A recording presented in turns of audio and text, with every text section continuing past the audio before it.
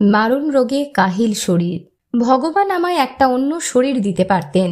আক্ষেপ জনপ্রিয় সঙ্গীত শিল্পীর।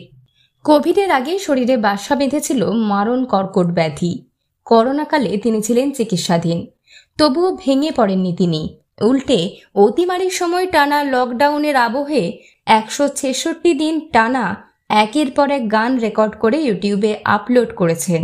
অসুস্থ শরীরে নয়া নজির গড়ছিলেন বাংলা তথা ভারতের অন্যতম জনপ্রিয় রবীন্দ্রসঙ্গীত শিল্পী স্বাগতালক্ষ্মী দাশগুপ্ত। সাম্প্রতিক এক সাক্ষাৎকারে সঙ্গীত শিল্পী স্বাগতালক্ষ্মী দাশগুপ্ত বলেছেন, ভগবান আমায় একটা অন্য শরীর দিতে পারতেন। এই শরীরের ওপর প্রায় 13-14 বার ছুরি কাচি চলেছে।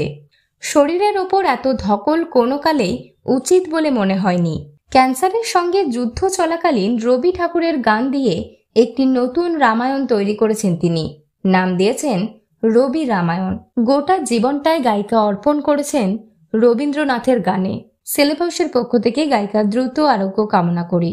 বিনোদন জগতের আরো অন্যান্য খবর নিয়ে ফিরছি, জুড়ে থাকুন আমাদের সঙ্গে।